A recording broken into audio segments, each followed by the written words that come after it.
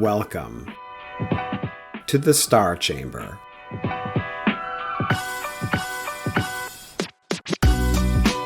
I'm Ryan Swayze, a retired Air Force Lieutenant Colonel and the founder and president of the Walk the Talk Foundation, a nonprofit that advocates for and advises currently serving and former military service members going through the arduous journey of administrative processes and investigations in our government.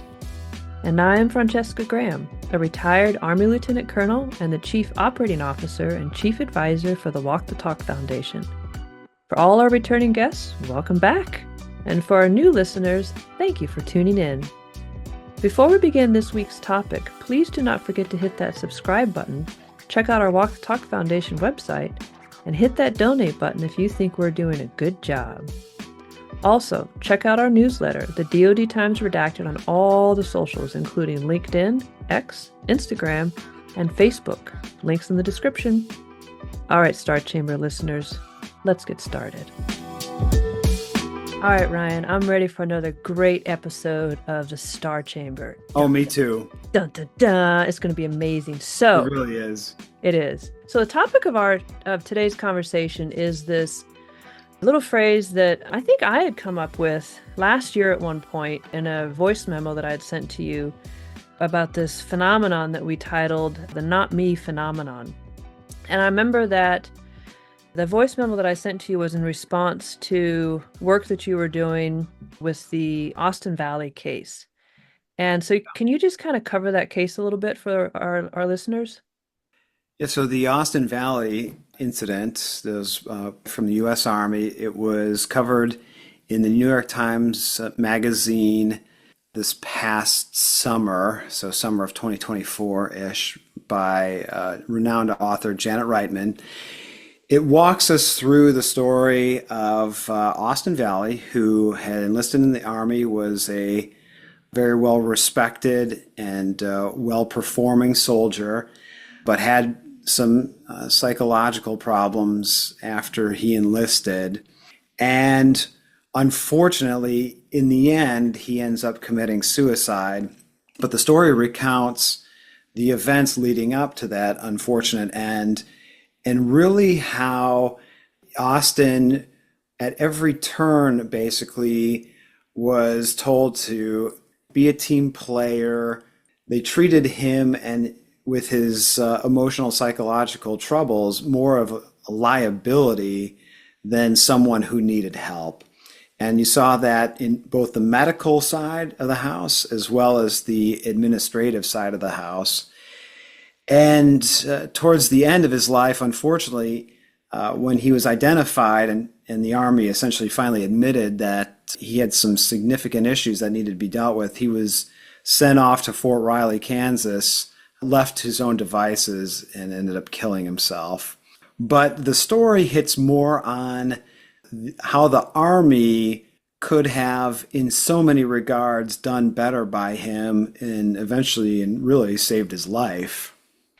And you had asked me, based on my experience as an Army officer, what my thoughts were on what Austin Specialist Valley was enduring. And it, to me, the overarching concept was this phenomenology that I had thought about for a couple of years called Phenomenology. I know, it's a big word. It's like, how many syllables is that? 12. Phenomenology. 6 syllables, Ryan. That's amazing. 6. So I was thinking about it. I was like, this reminds me, all the stuff that the Army did not do for Specialist Valley was very much of this not me thing. It's someone else's job. Someone else will take care of it. And it reminded me on certainly a much smaller scale, and I think I mentioned this to you, Ryan, in that voice memo, about when I was in company command and one of my junior soldiers, had failed his physical fitness test. And his E6 came to me and I asked the E6, hey, what are you doing for your junior soldier? Well, I gave him a PT plan and he's following and I'm like, okay, well, are you working out with him? No. Are you checking up on him? No. And I'm like, well, what are you doing? Aren't you supposed to be doing? It's not my problem. He's the one that failed the test. And it was one of those moments in my career. I was just like, this is insane. Like, that is absolutely your problem. Yeah. You and I both consulted on that piece, the New York Times piece that Janet Reitman wrote. Mhm. And she asked us both because she was quite perplexed. The question which everybody, I think, would have and should have asked, which is if you're in an Army unit, especially if you're in the leadership of an Army unit, and you see a person like Austin who is clearly troubled, who's clearly struggling emotionally, psychologically, etc., why would you not engage to help that person? Correct. And that is exactly the question that needed to be posed. And after you and I talked through it, and then we worked with Janet through it as well, there's several facets, but one of them is that it's really kind of like the value system of today's military, which is when you're in command, at least in the Air Force, your number one goal for many commanders, unfortunately, was don't get fired, right? And the extrapolation of that was don't do anything that you can be hung on, right? Don't Hmm. violate a law or regulation. Don't be the Hmm. subject of an IG complaint, what have Yeah. you. That was like, it's sad, right? But that was like the number one measure of success when you entered into your, especially first command in the Air Force. How sad is that, really? But that kind of breeds this culture of, okay, if I do right by myself, in other words, I'm not culpable of violating anything written, then I move on, I get promoted, I have a future career. That is the definition now for many, for the majority, in fact, of quote unquote success. And you saw that in the Valley case, which is, yeah, people could have intervened. But no one in the end was held accountable because when they went and viewed that series of incidents by the letter of the law, everyone, by and large, conducted themselves in accordance with rules and regulations, right? So, although it's not the moral and ethical thing to do, it is right by legalese, and that has become now the measure of a leader and not their leadership ability. Right. Yeah, and I remember one of the things from his story that I found just absolutely appalling was when he did get back to Fort Riley, his quote unquote leadership, I use that term lightly, back at Fort Riley, their way to track him was him sending a daily text message saying, "Hey, I'm here. I'm alive," or whatever it is, and he would just get a thumbs up emoji on that daily text message. When you think about it though, who's actually supposed to be sending that if it is texting, who's supposed to be sending it? Is it the E4 or is it the captain or the NCO or whatever? But E6 and the captain are just, no, you do it, and then you just get a thumbs up. It's kind of crazy. So from that, then Ryan and I decided Ryan, I think it was Ryan's idea. Hmm. He said, let's co-author a paper. If you want to see that paper that is a mild version of co-authoring because it took us a while to to get our two viewpoints together. It is on our website, and Yeah. it's the not me phenomenon. So, but going from that, then, so describe, if you could please, at least describe a little bit more about the phenomenon specifically and how we've seen that not just with Austin Valley and his leadership team, but how we've seen that in the leadership writ large within commands, within the IG system, within the administrative punishment investigation system. What are your thoughts? Yeah, the pattern that we've seen in the majority, vast majority of our cases, even before most get to investigation or complaint of some sort, is that along the way, there is an opportunity, or the leadership is presented with the opportunity to intervene and curb the issue right there. And it's here where we see what I like to call the two commandments of the self serving leader. Commandment one, thou shalt not decide, nay, commit to anything. And I think this is just because over time, leaders within the military have conflated deciding and acting with incurring risk of being held culpable for something. Mm. We talk about the reward system about well, if you ingratiate yourself with the chain and you don't screw up, it doesn't really matter how well you treated your people or how much they respect you, you're going to get promoted, you're going to progress. And part of that equation is don't make any bold moves, don't make any Hmm. tough calls, just toe the line, essentially. Hmm. And commandment two is, thou shalt do right by thine self, first and foremost, over thine people. And that's I simply shouldn't put, shouldn't be laughing. That's not funny. none of this is fun. None of this is funny. One of the sick ironies of our show is that it's very grave material, but we laugh Mm. a lot because you have Yeah. to. You have to. You have to. I mean, if we didn't, even I wouldn't want to listen to us.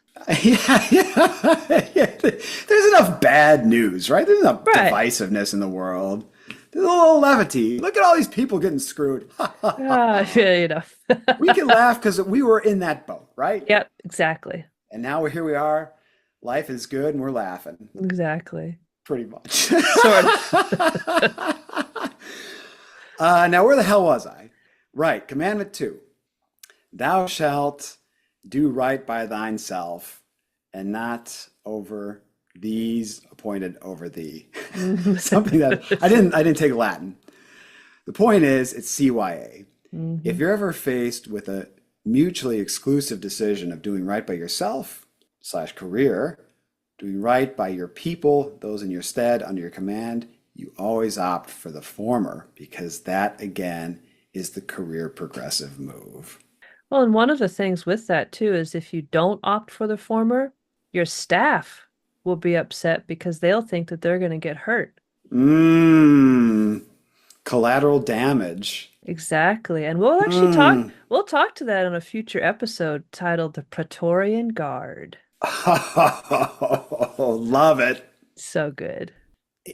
Many of the cases that we advise on that we see, there are those critical junctures in which the leadership has the ability to nip it in the bud in a fairly early stage, but they don't. They go, okay, I'm just going to conduct myself properly and we'll just let this kind of play out. And of course, it explodes and it becomes an inspector general complaint or an EO complaint or what, or both, or congressional inquiry, yada yada.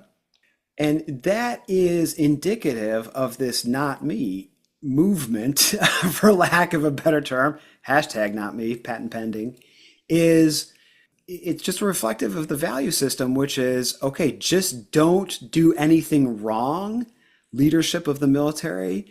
Don't do anything that can be punishable, and you'll carry on. But in doing so, they're letting essentially, ironically, good order and discipline for their subordinates and people in their stead erode. Yeah, no, and there's two vignettes that I wanted to kind of talk through for this. One of them is a client of ours. Another one is a gentleman, medically retired Air Force National Guardsman, Staff Sergeant Ryan Carter, who I've been talking about quite a bit on social media, trying to get him onto some more podcasts and whatnot. But first one is a client of ours. So a couple things. So client of ours, I won't say the service, I won't say the gender, I won't say any of that. So this client, they witnessed a person in their unit who said that they were sexually assaulted. Our client themselves alleged they were sexually harassed, and just a whole litany of things within this unit. So our client was going through all the different levels of redress that are available within the administrative processes within the system, within the military system, and up to and including filing an Article 138. So an Article for 138 that is under Title 10, so it's federal law. So it's basically a note saying that my immediate commander, I do not believe that they're doing their job, and I want to make an allegation against them, and I want an investigation done on them because they are failing in their duty of XYZ, whatever it is, right? So before you file a Article 138, you have to file, at least for this particular service, you have to file what's called a letter of redress to your O6. So person filed a letter of redress saying, hey, here's all the things that's been going on, and here's how I think that you could redress these for me, both as an individual and also as an officer in this organization, because it is an officer. And one of the main things that this person, our client, asked for to the O6 was an investigation of 3 different officers for failure to report sexual assault, failure to report or action sexual harassment, and failure to properly address harassment, a hostile work environment. So I will read to you the O6's response. And this is to Ryan's point of, is it legally correct? Yes. Is it absolute, unadulterated? Just my mother told me I'm not supposed to swear in public. Mm, But Ryan, can you swear for me real quick? I can. Please. Is it unadulterated? Bullshit. Thank you. Okay. Yes, nailed it. Two Thank for you. two. Okay. So the response from the O6 saying, hey, can you initiate an investigation on these people because this is wrong, this doesn't follow policy, all sorts of stuff, right? Response is, your request is not cognizable under reference A, blah, blah, blah, blah. States that the redress she's asking for, is any lawful action by the commanding officer that restores the complainant any rights, privileges, or property or status he or she would have been entitled to had the wrong not occurred. The requested redress, i.e., investigation of these officers that failed to report sexual assault, failed to report sexual harassment, and failed to properly address harassment and the creation of toxic work environment, the requested redress must be personal, and this request is not personal as it will not, quote, restore any rights, privileges, property, or status to you. Burp, burp, burp. Signed, Judge Advocate General. Burp, burp. You can almost see the puppet strings extending from the JAG's hand there, Right. up the orifice of the O6, the captain in this case. Imagine you're this person, this officer who's seen these wrongdoings, who's been the victim of wrongdoings, and you go to the person in your chain of command and go, I need help.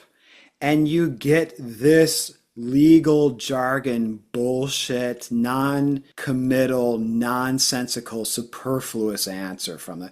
You imagine the betrayal you must feel that coming from your leadership.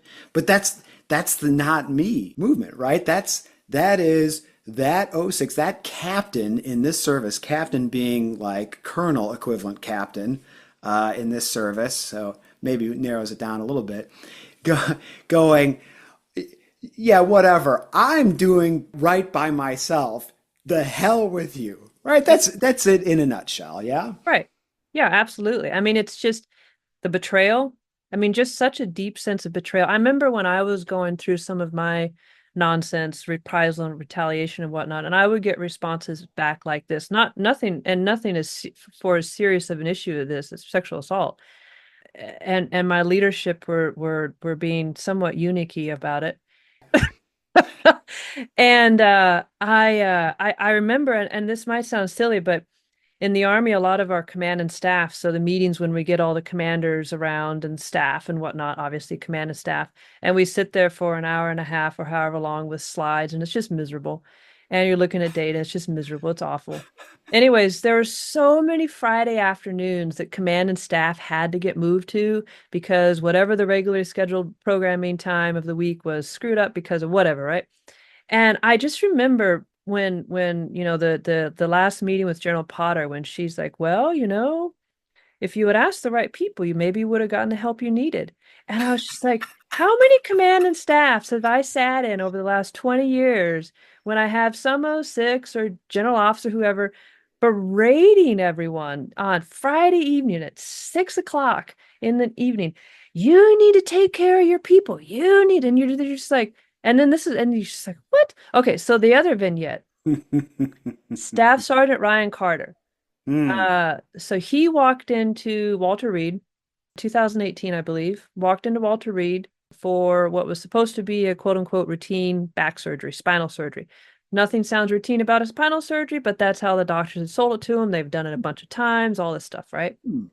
For quality of life. He was not on orders. He's a National Guardsman. He was not on orders at that time when he went in for the surgery. Something happened. He will never walk again. He's paralyzed from the neck down. I think he can only move a little bit of his right arm and then he can speak, right? Paralyzed from the neck down. Once he and his family kind of got their bearings a little bit, they tried to sue for medical malpractice. And since he was not on orders, technically he was able to sue for medical malpractice. The decision that I'll just say broadly the Air Force made, because I don't know where it started, was, well, no, we don't want you to be able to sue for medical malpractice. So we are going to place you on orders without your knowledge and then backdate those orders to before the surgery, which Hmm. means then that the bum, bum, bum, Ferris Doctrine comes into effect and you cannot sue Wow, because it nice. was incident to service. Hmm. Now his case is up for consideration because he with his lawyers has petitioned this all the way up to the Supreme Court. It's up for consideration, Supreme Court. Two main things. One argument is for restitution or recovery for Staff Sergeant Carter and his family, and then also requesting the court relook the Ferris Doctrine of this is just ridiculous. Why does this apply to medical malpractice at Walter Reed, non-combat situation? And you think about like what you had said earlier, Ryan, how many different layers were there between Staff Sergeant Ryan Carter's company commander to the Supreme Court? 12,000. 12,000. Minimum. And all 12,000 of those layers decided that this lie, the Staff Sergeant Carter was on orders when he wasn't, should stand because it was more important to protect the institution and not allow this lawsuit to go through. Hmm. Yes. That's insane. I mean, that is again the epitome of not me. Yeah, you're absolutely right. That is insane. I'm going to take a little bit of a garden tour here, detour, if you will, and I'm going to talk about the Novak's years as we enter this, and this is still a very contentious issue, and I'm going to enter it and approach it agnostic of where you were on the fence of Kovacs, Novaks, etc., but just approach it instead from the processes which existed, which were those by which a service member could apply for an exemption. Okay, and there was a few types of exemptions, and none of them were granted. And from time to time, we'll get a client that went through that. And although we don't have many cases that are Kovacs related, some are peripherally related. And they all tell us the same thing, which is when they went to command, and I use that term in general, and their petition for an exemption was unilaterally denied many times without any real consideration or time invested in that consideration.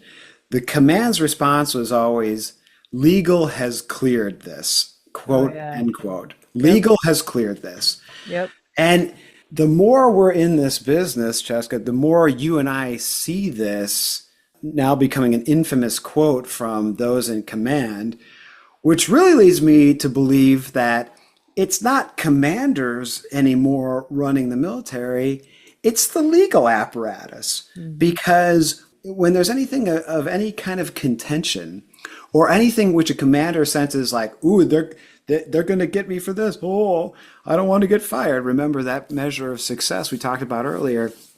They turn immediately. They've got a hotline to the legal office and go, what should I do? And it's not anymore, is this legal? Is this within the bounds of the law? It's tell me what I should do. And they're literally doing that. And then they're providing their subordinates the answer of, well, it was cleared by legal, so that's how it's going to be.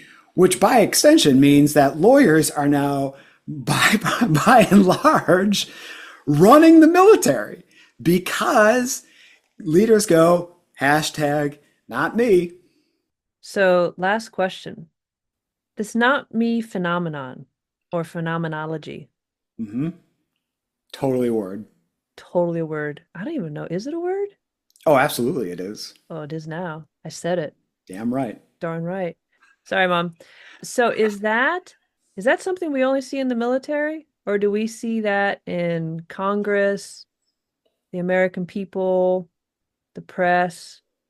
Mm. How does this all work together, and what impact Yeah. does it have on our military? That's an interesting question. Is it a Department of Defense issue or is it just an American problem at large or human psychology problem at large, right? I don't know.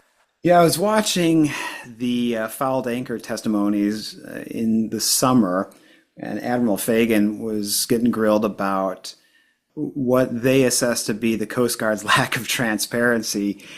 And if you look on our site, we wrote an article to that exchange. Well, it's based on that exchange. And I can't remember the senator who was holding up the heavily redacted page after page of documents given to the committee by the Coast Guard. And he sat there flummoxed saying, hey, I thought you guys were going to be transparent here, and you give me half of what I requested, and half of that is just black blocks redacted. Oh, yeah, And so, that was Ron Johnson. Ron Senator, Johnson, yeah, thanks, yeah. from Wisconsin. Yeah, Senator from Wisconsin. Yep. Let's just play the clip here. So the setup here is Ron Johnson is grilling basically Admiral Fagan, the Commandant of the Coast Guard, about the Coast Guard's dubious transparency with the Oversight Committee. And what you can't see is he's got a stack of documents in his hand and he's flipping through page after page of redacted documents. And you'll hear him say, oh, this is a good one.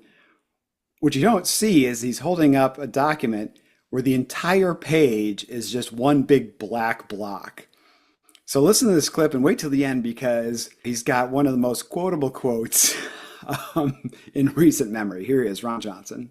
Documents. We received about 17,000, and I did talk to an admiral yesterday. It wasn't the most pleasant conversation, and I suggested the only way to get through this hearing with integrity is to turn over the remaining of those documents unredacted. We obviously didn't get thousands. Apparently, we've got about 1,000 pages, but in a redacted form.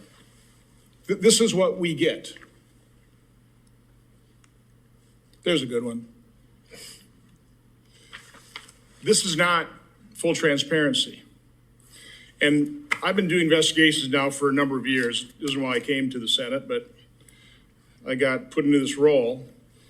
And you almost think that they must provide conferences or workshops for members of the executive branch, how to avoid complying with congressional oversight requests. It's the exact same runaround, Again, we're going to take it seriously. We're going to be fully transparent. We're going to come clean. And, well, we can't show you that. That's a sensitive document. So why don't you come on in camera and you can review it. Can't take copies. You can take some notes. It's just all part of the runaround. It's all part of running out the clock. It was a funny exchange, but not funny, haha, of course, because of the gravity of the situation. But when I watch Fagan's responses to some of the questions from the committee, it's very much the same tone of like, well, I've done everything right. It's like, yeah, but you don't understand that foul anchor and the whole investigation now inquiry isn't about Admiral Fagan's actions. It's about what was happening in the Coast Guard prior to her and how she's going to fix it now. Right. She entered the Coast Guard Academy in 2004. She left in 2005 after she was sexually assaulted by a classmate who is still in the Coast Guard. She appeared before this committee. One of her requests, and I thought it was a pretty reasonable one, is to just get her records. She still hasn't got her records, has she? She has gotten her records. As I understand, one of the frustrations for victims is they are unable, through the Freedom of Information Act, to receive unredacted copies of their own report of investigations. I welcome the opportunity to work with the committee to revise the law that is the Freedom of Information Act and provide an opportunity for victims to have their own redacted reports of investigation. I'm bound by law as it is currently prescribed in FOIA, but again, welcome the opportunity. It seems like that is a righteous thing to do for victims, is to ensure that they've got access to their own information. Well, I'd certainly like your commitment to, personal commitment to make sure that she gets to see her full unredacted records. Every victim has access, that they are entitled to their reports and access as long as their specific report of investigation. But her answer is like, well, I'm in the clear. I didn't have anything to do that. That heavily redacted stuff, that wasn't me. I'm on the up and up. So we can say with a high degree of certainty, it's at least an epidemic that's seeped in throughout our government, right? At least in the uniformed services at a minimum. You see it in the Department of Defense, you see it Department of Homeland Security, i.e. Coast Guard. Well, I look at it in comparison and contrast to the value system of the military versus what's really rewarded. Every service has core values, and Air Force had core values, and service before self, excellence, integrity, etc. But when I look at my personnel records and what I was assessed on, it was how much money I saved and how many people were under me, and nothing to do with the core values itself. And also unwritten was, of course, I never violated any rule, regulation, or law, so I got promoted, right? Until you got to DIA. Until I got to DIA, yeah, you. exactly. And I didn't ingratiate myself with the corrupt leadership of that leadership laboratory there, you see. And those are the true values, right? Those are what's really being rewarded in the service, and at least the uniformed services, if not across the board in our government. Yeah, and I think you had recommended to me a book that I've about halfway through now by Andrew Basovich. Yeah, both, I think. Yeah. In this book, one of the things that he's talking about, and as a core thesis of the book, I would say, is how we have successfully within the military and within our political apparatus, we have successfully separated the American public from the military to the point where the American public, to in a way, is kind of hoping that nothing's going wrong, and if anything does go wrong, well, there's some outrage and fury, but there's not really a lot of input to make things go right. Yeah, which is another aspect of not me that I think is kind of interesting. I would say. No, yeah, absolutely. That's and that's a thing. That's why we do this podcast in essence too, and why the foundation exists is because two factors that are derived from that is this out of sight, out of mind. Because so few do serve, and so few, just statistically, have anything to do with the military, and also this kind of blind deference that's been given to our uniformed services from the other branches, specifically judicial and legislative, that have in essence allowed the departments of defense and to a certain extent Homeland Security operate with impunity for so long.